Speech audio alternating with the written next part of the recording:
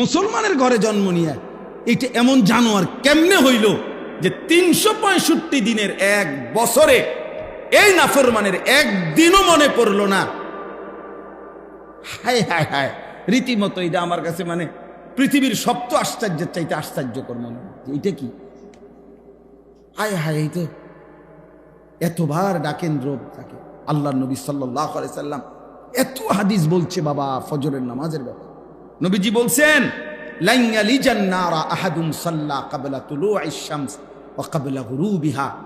আল্লাহর নবী বলেন, ফজরের নামাজ আর আসরের নামাজ যে পড়বে, খোদার কসম নবী বলেন, জাহান্নামের আগুন তাকে এক বিন্দু স্পর্শও করবে না। লান নফি তাকিদ বলান। মৌলানা সাহেবরা তো বুঝলেন অর্থ কি? স্পর্শ করবেই না। লান ইয়ালিজান নারা আহাদুন। নবীজি সাল্লাল্লাহু আলাইহি সাল্লাম উদাহরণ দিয়ে সাহাবাইগণ একদিন বুঝাইছে, মজার উদাহরণ দিছে। নবীজি একদিন একটা উদাহরণ দিছে এমন সুন্দর, আপনারাও বুঝবেন। মনে করেন 100 কোটি মানুষ, আকাশে পূর্ণিমার চাঁদ উঠছে, চাঁদ উঠছে পূর্ণিমার চাঁদ।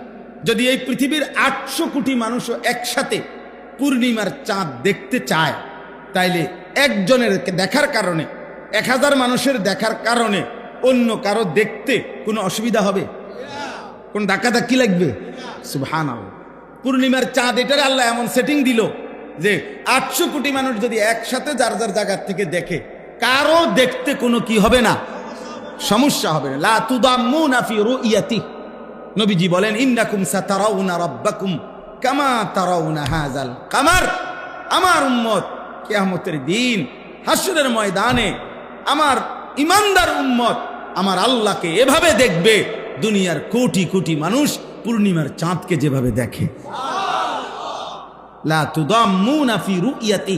নবীজি বলেন, পূর্ণিমার চাঁদ দেখতে গিয়ে যেমন কারো সাথে কারো ধাক্কা লাগে না, কারো সাথে কারো কি ভিড় হয় না, কারো সাথে কারো বাধাগ্রস্ত হয় না দেখতে, এরকম সমস্ত কোটি কোটি ইমানদার উম্মত আমার আল্লাহকে দেখতে কোনো ভিড় হবে না, সবাই দেখবে মালিকের। তো নবীজি বলেন, এই আল্লাহকে যদি পূর্ণিমার চাঁদের মতো অপলোক নয়নে দেখতে চাও উম্মত, তাহলে আমি রসুল বলতেছি, তোমরা তোমাদের সর্বোচ্চ সাধ্য দিয়ে 2টি নামাজ, ফজর এবং আসর, এই 2 নামাজ তোমরা পড়িও। আমি নবী ওয়াদা দিলাম, পূর্ণিমার চাঁদের মতো তোমাদের রব আল্লাহকে তোমরা হাসরের ময়দানে দেখবা। খোদার কসম, এটা হাদিস। فإن استطعتم أن لا تغلبوا على صلاة قبل طلوع الشمس وقبل غروبها فافعلوا। এই হাদিস। যদি পারো আল্লাহকে দেখতে মন চায়, তো আল্লাহর নবী বলেন, কোনোভাবেই যত কষ্টই হোক ফজর আসরের নামাজ ছেড়ো।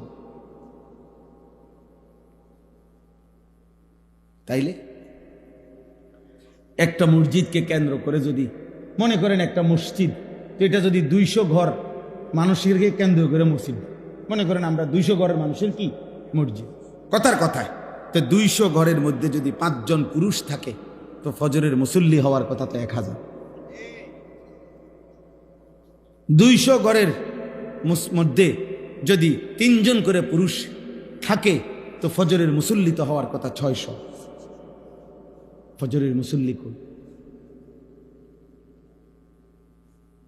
ফজরের মুসল্লি কই আব্বা? যেখানে 600 জন মুসল্লি হওয়ার কথা, সেখানে 6 জন কই?